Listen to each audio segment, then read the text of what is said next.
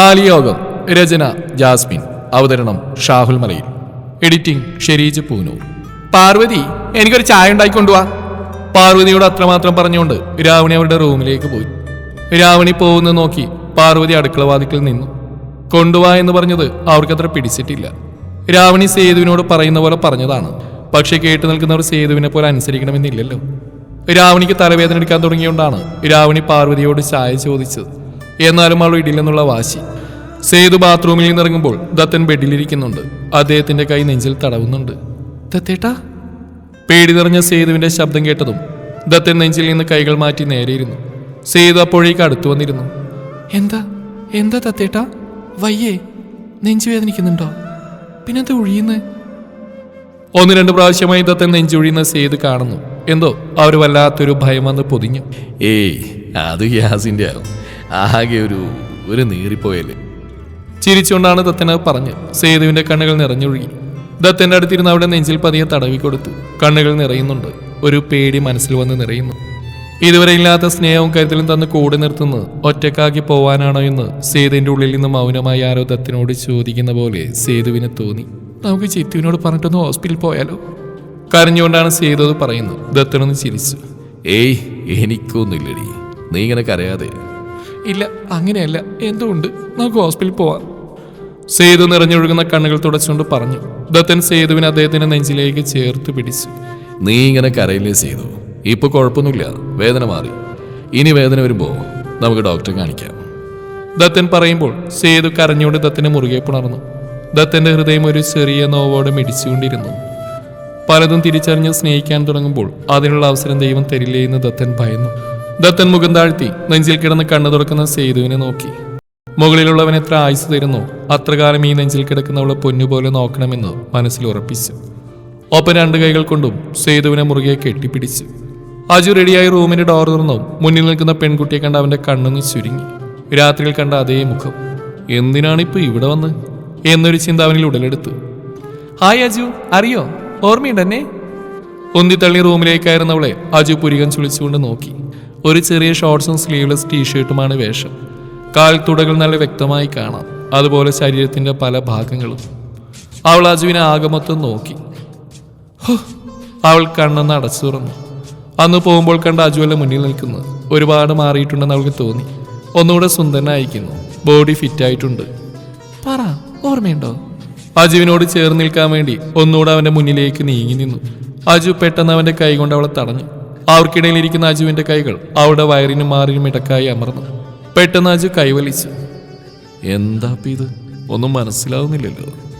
അമ്മ പറഞ്ഞു, അജുവിന് ഇടയ്ക്ക് ഓർമ്മ വരുന്നുണ്ടല്ലേ? ഇടയ്ക്ക് പോകുമല്ലേ? രണ്ടായാലും എനിക്ക് കുഴപ്പമില്ല. ആരുടെ അമ്മ? ഈ പെണ്ണിത് എന്തൊക്കെയാ പറയുന്നേ?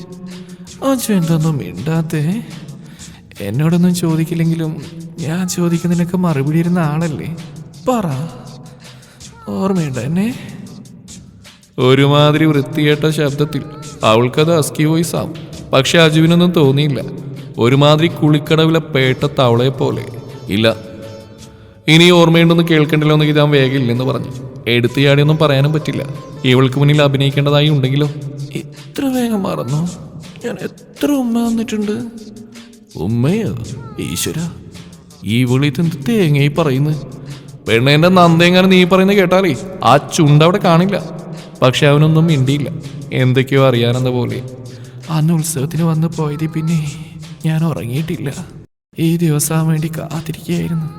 പക്ഷെ ഇവിടെ ഒരാളെന്നെ മറന്നില്ലേ? ഒരു ചെറിയ പരിഭവത്തോടെ അവൾ അജുവിന്റെ നെഞ്ചിൽ കുത്തി. അതിനകത്തിരുന്ന് അവന്റെ നന്ദക്കാണാ ഇടിയിട്ടിയെന്ന് ചെക്കന് മനസ്സിലോർത്തി ചിരിച്ചു. ഞാൻ ജിതിന്റെ ഫ്രണ്ടായിട്ടല്ല ഇങ്ങോട്ട് വന്നിട്ടുള്ളത്. അജുവിന്റെ ഒരേ ഒരു മുറപ്പെണ്ണായിട്ടാ. ഓ, ആ പരട്ട തള്ളയുടെ മകളാണല്ലേ? അപ്പൊ എന്റെ നന്ദു പറഞ്ഞത് ശരിയാ. അല്ലെങ്കിൽ എന്റെ പെണ്ണ് പറഞ്ഞിട്ടുള്ള എന്താ തെറ്റിയിട്ടുള്ളത്? അജു ഒന്ന് ചിരിച്ചു. അവൾ ആ ചിരിയിലേക്ക് നോക്കിക്കൊണ്ട് അവന്റെ അടുത്തേക്ക് വന്നു. ഇത്തവണ അവൻ തടുക്കാൻ നിന്നില്ല. പക്ഷെ അവിടെ നിന്ന് മാറി നിന്നു. അവൾ പകപ്പോടെ അജുവിനെ നോക്കി. പണ്ടും ഇങ്ങനെയായിരുന്നു. ഒന്നടുത്തേക്ക് പോകുമ്പോൾ ഒഴിഞ്ഞു മാറാൻ നോക്കും. ഇടയ്ക്കൊന്ന് തൊട്ടിട്ടും പിടിച്ചിട്ടുണ്ടെന്നുള്ളത് ഒഴിച്ച് വേറെ ഒന്നും നടന്നിട്ടില്ല. പക്ഷെ തനിക്കതിന് പകരം കിട്ടിയതോ? അവൾ പഴയതെല്ലാം ആലോചിച്ചുകൊണ്ട് അവിടെ കഴുത്തിൽ തടവി. അന്നൊരിറ്റ് ശ്വാസത്തിന് വേണ്ടി ആ കൈ കിടന്ന് പെടഞ്ഞ്. മറക്കില്ല, മരിച്ചാലും മറക്കില്ല. പക്ഷെ അതെല്ലാം ഈ വരവോട് തീർക്കണം. എല്ലാം പ്ലാൻ ചെയ്തിട്ട് തന്നെയാണ് ഈ വരവ്. അവളൊരു ചിരിയോടെ ഒന്ന് നേരെ നിന്നു. എന്തോ ആ വളഞ്ഞൂത്തിയുള്ള നൃത്തം കണ്ടപ്പോൾ അജുവിന് ചിരി വന്നു. പാവം, വശീകരിക്കാൻ നോക്കുക. പൊന്നുമോളെ, ഇതിലും ഭംഗിയുള്ള ഒരു സർപ്പസുന്ദരിയുടെ ഭർത്താവാൻ ഞാൻ. അങ്ങനെയുള്ള എൻ്റെ ഭാര്യയുടെ മുമ്പിൽ പോലും എൻ്റെ കൺട്രോൾ പോയിട്ടില്ല. പോയിട്ടൊക്കെ ഉണ്ട്, പക്ഷെ മുഴുവനായിട്ട് പോയിട്ടില്ല. പിന്നെയാണോ അട്ടിക്കല്ലുകൊണ്ട് ഏറിട്ടി ചളങ്ങിയ അലൂമിനിയം കുടം പോലെയുള്ള നിന്റെ ഈ മോന്ത. അജു, എന്നോട് പിണക്കമാണോ? അന്ന് വന്നപ്പോഴേക്കും നമ്മൾ തമ്മിൽ ചെയ്തൊക്കെ മറന്നോ? അവൻ ഈ സമയം ഓർമ്മ വന്നെങ്കിൽ ഈ പറഞ്ഞ കാര്യങ്ങളൊക്കെ വെച്ച് അവളോട് അടുത്താലയുന്നൊരു ബുദ്ധിയും അവളിൽ ഉണ്ടായിരുന്നു. അതാണ് ഇല്ലാത്ത പല കാര്യങ്ങളും പറഞ്ഞു പിടിപ്പിക്കുന്നത്. അന്ന് നമ്മള് ഈ ബെഡില് പറയാമെന്ന് നിർത്തിക്കൊണ്ട് അവൾ ബെഡിലേക്ക് നോക്കി. അപ്പോഴാണ് ഇന്നലെ രാത്രി വാതിൽ തുറന്നപ്പോൾ കണ്ണിൽ കണ്ട കാഴ്ചകൾ അവൾക്ക് ഓർമ്മ വന്നു. അത് ചോദിക്കാൻ വേണ്ടിയാണ്. ആ പെണ്ണ് ആരാണെന്ന് അറിയാൻ വേണ്ടിയാണ് കുളിക്ക പോലും ചെയ്യാതെ അങ്ങനെ തന്നെ എഴുന്നേറ്റ് പോകുന്ന പോലും. പക്ഷെ വാതിൽ തുറന്ന് മുന്നിൽ നിൽക്കുന്നവനെ കണ്ടതും എല്ലാം മറന്നുപോയി. അജു ആണെങ്കിൽ അവൾ ബാക്കി പറയുന്നത് കേൾക്കാൻ അവളെ തന്നെ നോക്കി നിൽക്കുകയാണ്. കഴിഞ്ഞതൊന്നും ഓർക്കാൻ കഴിയാത്തത് കൊണ്ട് തന്നെ അവനിലൊരു പേടി നിറഞ്ഞു. കേൾക്കാൻ ആഗ്രഹിക്കാത്ത കാര്യങ്ങളൊന്നും ആവരുതെന്നായിരുന്നു അവന്റെ മനസ്സിൽ. അജു, അവളെ തന്നെ നോക്കി നിൽക്കുന്ന അജുവിന്റെ അടുത്തേക്ക് അവൾ ഒന്നുകൂടെ ചേർന്ന് നിന്നു. നന്ദു ആരാണെന്ന് ചോദിക്കാൻ വേണ്ടി അവന്റെ കണ്ണുകളിലേക്ക് നോക്കി. അജുവിന്റെ മുഖം ചുളിഞ്ഞു. ഒരുമാതിരി വൃത്തിയായിട്ട നോട്ടം, പൂച്ച മത്തി കഷ്ണം കണ്ട പോലെ. അജുവിനോട് എന്തോ പറയാൻ തുടങ്ങിയവൾ ഞെട്ടലോടെ ഡോറിന്റെ ഭാഗത്തേക്ക് നോക്കി. അവിടെ ആകെ കലിപൂണ്ട് ചുവന്നു തൊടുത്ത് നിൽക്കുന്ന നന്ദുവിനെ കണ്ടതും അവിടെ നെറ്റി ചുളിഞ്ഞു. അജു ആണെങ്കിൽ നീ തീർന്നടി, നീ തീർന്ന് എന്ന പോലെ അടുത്ത് നിൽക്കുന്നവളെ നോക്കി. നന്ദു അകത്തേക്ക് പാഞ്ഞു വന്നു. അജുവിനെ തള്ളി മാറ്റി അവന്റെ അടുത്ത് നിൽക്കുന്നവളുടെ കവിളിൽ ആഞ്ഞടിക്കുന്നു. അജു ഏതോ ലോകത്തിൽ എന്ന പോലെ കണ്ടു. കവിളിൽ കൈവച്ച് പകച്ചു നിൽക്കുന്നവളുടെ മറ്റേ കവിളിലും നന്ദുവിന്റെ കൈ പതിഞ്ഞിരുന്നു. ഒരു രാത്രി അജുവിന്റെ മടിയിൽ കിടന്നതും അവൻ തള്ളി താഴെയിട്ടും നീ ചീത്തയാണെന്ന് പറഞ്ഞു മാത്രമായിരുന്നു അന്നേരം നന്ദുവിന്റെ മനസ്സിൽ. അത് കഴിഞ്ഞ് അവൻ പറഞ്ഞ കാര്യങ്ങൾ മനസ്സിലേക്ക് വന്നു. നന്ദുവിന്റെ കൈ വിറച്ചു. രണ്ട് കവിളിലും കൈവച്ചുകൊണ്ട് നന്ദുവിനെ പകച്ചു നോക്കി നിൽക്കുന്നവളുടെ കൈ തട്ടി മാറ്റി വീണ്ടും കൊടുത്തു. പടക്കം പൊട്ടുന്ന പോലെയുള്ള ശബ്ദം കേട്ടതും അജു തലയൊന്ന് കുടഞ്ഞുകൊണ്ട് നന്ദുവിന്റെ അടുത്തേക്ക് പാഞ്ഞു ചെന്നു. നന്ദ! അജു നന്ദുവിന്റെ കയ്യിൽ പിടിച്ചു. നന്ദു കത്തുന്ന കണ്ണുകളോട് അവനെ നോക്കി. അവൾ അടുത്തേക്ക് വന്നിട്ടും മാറാതെ കല്ലുപോലെ നിൽക്കുന്നവനായിരുന്നു അന്നേരം അവളുടെ മനസ്സിൽ. മാറി നിക്കട പട്ടി! അവിടെ ആ പട്ടി എന്നുള്ളൊരൊറ്റ വിളിയിൽ അജുവിന്റെ കൈകൾ അവളിൽ നിന്ന് അകന്നു. അത്രത്തോളം ദേഷ്യം നിറഞ്ഞു നിൽക്കുന്ന നന്ദയെ അവൻ ആദ്യമായിട്ടായിരുന്നു കാണുന്നത്. അതിന് മാത്രം എന്താണ് അവിടെ ഉണ്ടായതെന്ന ചിന്തയിലായിരുന്നു അവൻ. നീയൊക്കെ ഒരു പെണ്ണാണോടി! നന്ദുവിന്റെ പല്ല് കടിച്ചു പിടിച്ചുകൊണ്ടുള്ള തെറികേട്ട് അജുവിന്റെ ചെവിയിൽ ആരോ ഇരുന്ന് മൂളിയതുപോലൊരു മൂളക്കം കേട്ടു. ഇത്രകാലം കണ്ട പെണ്ണല്ല മുന്നിൽ നിൽക്കുന്നെന്ന് അജുവിന് തോന്നി. നന്ദാ! അജു അവളുടെ ദേഷ്യം നിയന്ത്രിക്കാനെന്ന പോലെ അവളുടെ അടുത്തേക്ക് നീങ്ങിക്കൊണ്ട് വിളിച്ചു. അവന്തികയുടെ കൈകളെ പിടിച്ചിരിക്കുന്ന നന്ദുവിന്റെ കൈകളിൽ പിടിക്കാനായി അജു കൈ നീട്ടിയതും നന്ദു അവന്റെ കൈ തട്ടിമാറ്റി. എന്റെ ശരീരത്തിലെങ്ങാനും തൊട്ടാ കൈ ഞാൻ വിട്ടു പറയുകയായിരുന്നില്ല, അലറുകയായിരുന്നു. ആന അലറലോട് അലറൽ. എന്തിന്? അത് മനസ്സിലാവാതെ അജു നിഷ്കളങ്കത വാരി വിതറി അവളെ നോക്കി. പൊട്ടെ, അഭിനയിക്കാൻ അറിയില്ലല്ലോ. അതുകൊണ്ട് നന്ദു അവന്റെ ആ നിഷ്കളങ്കതയിൽ വീണില്ലെന്ന് മാത്രമല്ല, അവളുടെ മുഖം ദേഷ്യം കൊണ്ട് ഒന്നുകൂടെ ചുവന്നു. അവന്റെ ആസ്ഥാനത്തുള്ള അഭിനയം കണ്ടതുകൊണ്ട്. അതേ, നീ ആരാ? അല്ല, നീ ആരാ? നിന്റെ തള്ള രാധിക! അത്രയും നേരം ആരാ എന്താ എന്നൊന്നും ചോദിക്കാനോ പറയാനോ മനസ്സിലാക്കാനോ കഴിയാതെ അടി വാങ്ങിച്ചു കൂട്ടിയവൾ നന്ദുവിനെ നോക്കി വിറയലോടെ ചോദിച്ചു. ആ നിമിഷം തന്നെ നന്ദു മറുപടിയും കൊടുത്തു. അവളുടെ ദേഷ്യം കണ്ട് കിളി പോയി നിന്നവൻ ആ നിമിഷം ഒന്ന് ചിരിച്ചു. അന്തസ്സായി തള്ളക്കം വിളിച്ചു. ഇങ്ങനെ ഒരു പെണ്ണ്! സോറി, തന്തയ്ക്ക് വിളിക്കുന്നതാണ് ട്രെൻഡ് എന്നറിയാം. പക്ഷെ തന്തയ്ക്ക് വിളിക്കാനേ നിന്റെ തന്തയുടെ പേര് എനിക്കറിയില്ല. നിന്റെ തള്ളയുടെ പേര് മാത്രമേ അറിയൂ. അതാ നിന്റെ തള്ളക്ക് വിളിച്ച്. പാവം, പകച്ചുകൊണ്ട് കിളി പോയ പോലെ നന്ദുവിനെ നോക്കി നിൽക്കുന്ന അവന്തിയെ നോക്കി അജു ചിരിയോടെ പിറുവിറുത്തു. ആരാ എന്ന് ചോദിച്ചതിന് എത്ര തന്തക്കും തള്ളക്കും കേട്ടു. നീ എന്നെ അടിച്ചുവല്ലേ? കാണിച്ചു തരാം ഞാൻ. ആദ്യത്തെ പകപ്പ് മാറിയതും അവന്തിക വിറഞ്ഞു തുള്ളി. അവളല്ല, അവളുടെ അമ്മയുടെ അമ്മ പറഞ്ഞു വിളിയിട്ട് പേടിച്ചിട്ടില്ല. പിന്നെയല്ലേ ഇവള്. നന്ദു ഒന്ന് പുച്ഛിച്ചു.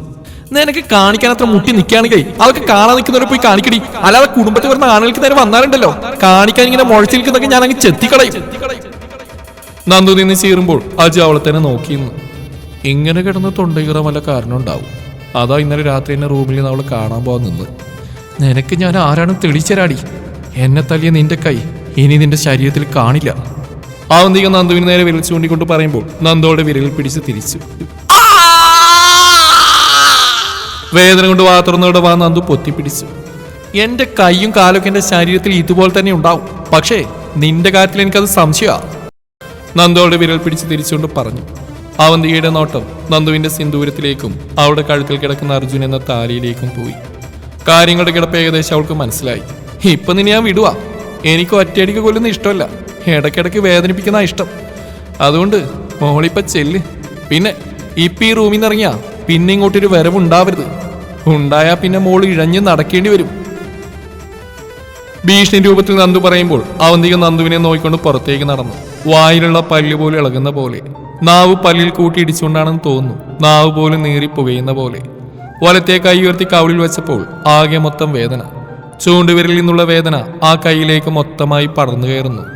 നന്ദുവിന് മുമ്പിൽ ഒറ്റയ്ക്ക് പിടിച്ചു നിൽക്കാൻ കഴിയില്ലെന്ന് മനസ്സിലായിക്കൊണ്ട് തന്നെയാണ് അവൾ നന്ദു പറഞ്ഞ നിമിഷം തന്നെ ഒന്നും പറയാനോ ചിന്തിക്കാനോ നിൽക്കാതെ പുറത്തേക്ക് ഇറങ്ങിയത്. നന്ദ.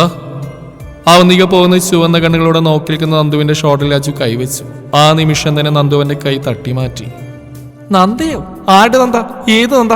കൈയെടുക്കണോ? നന്ദു തട്ടി മാറ്റിയ കൈ അജു വീണ്ടും അവളുടെ ഷോട്ടിൽ വെച്ചു. നന്ദു അലറി. അജു പതിയെ കൈവലിച്ചു. ശരിക്കൊരു ഭദ്രകാളി ലുക്കുണ്ടെന്നേ ഉള്ളൂ. വാ തുറന്ന തനി തറയാ കൂതറ ദാന്നോ. അജു അവളെ നോക്കിയൊന്ന് കണ്ണുരുട്ടി. അതിലും വലിയൊരു ഉരുട്ടിൽ തിരിച്ചു കിട്ടിയപ്പോൾ അവന്റെ കണ്ണുകൾ ചുരുങ്ങി. പിന്നെ തന്നെയൊക്കെ ഡീന്ന് വിളിക്കാൻ പറ്റുമോ? തന്നേന്നോ? അജു പതിയെ ചോദിച്ചു.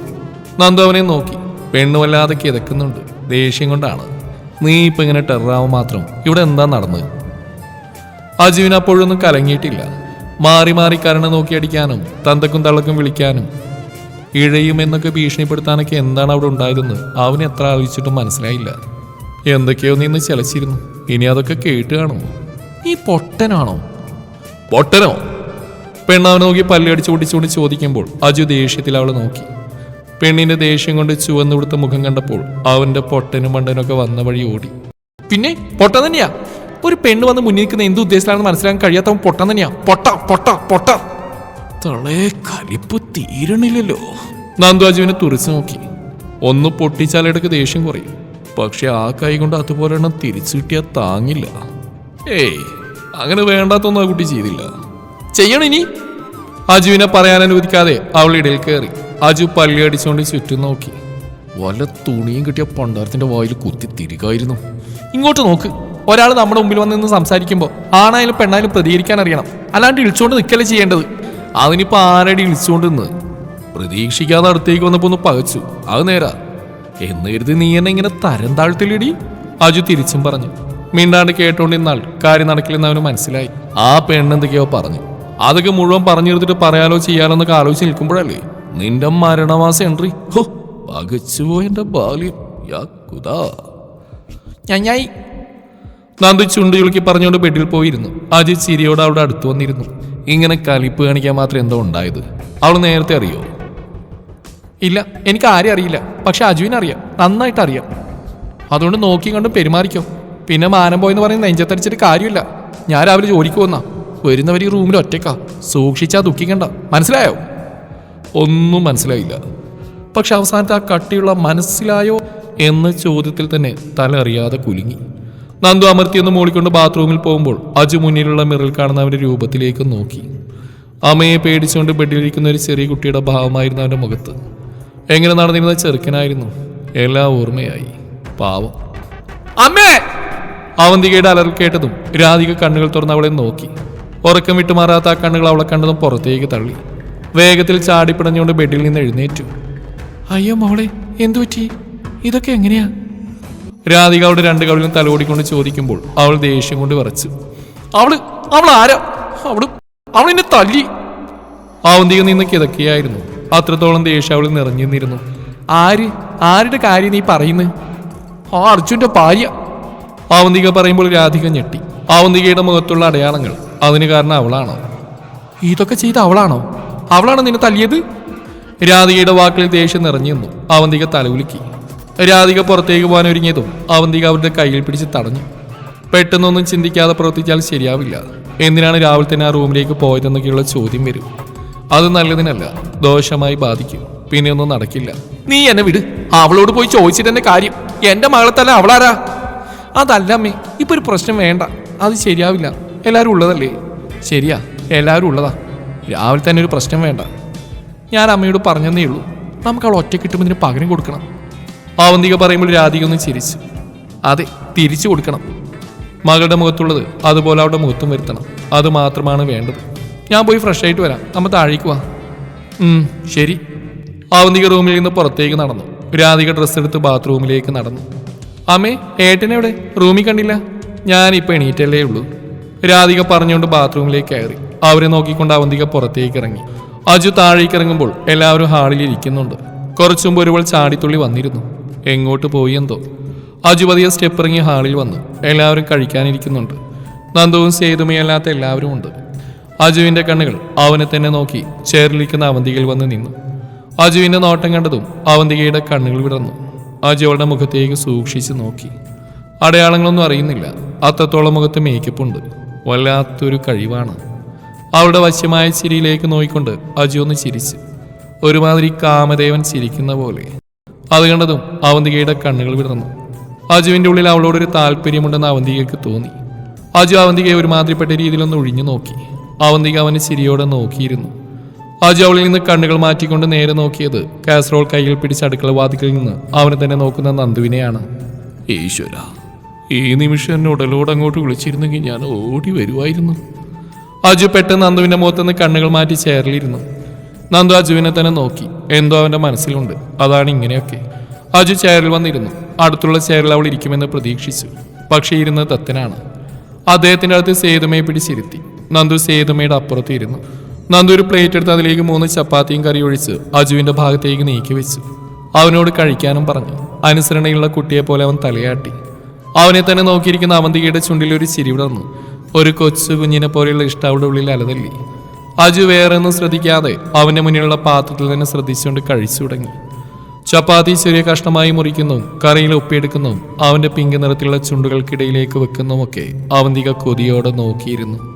നന്ദുവിനൊരു കഷ്ണം പോലും വായിൽ നിന്നിറങ്ങാതെ മുന്നിലുള്ള പ്ലേറ്റിലേക്ക് അവന്തികയിലേക്ക് അവൾ മാറി മാറി നോക്കി. പ്രതികരിക്കാൻ ആരോ ഉള്ളിലിരുന്ന് പറയുന്ന പോലെ. രാവണി കുടിക്കാൻ കൊണ്ടുവന്ന ചുടുവെള്ളത്തിലേക്ക് നന്ദുവിന്റെ കണ്ണുകൾ പോയി. അതെടുത്ത് അവന്തികയുടെ മുഖത്തേക്ക് ഒഴിക്കാൻ ഉള്ളിലിരുന്ന് ആരോ പിന്നെയും പിന്നെയും പറയുന്ന പോലെ. അറിഞ്ഞുകൊണ്ട് ചെയ്യുമ്പോൾ എല്ലാവരും ചോദിക്കില്ലേ, എന്ത് മറുപടി പറയും?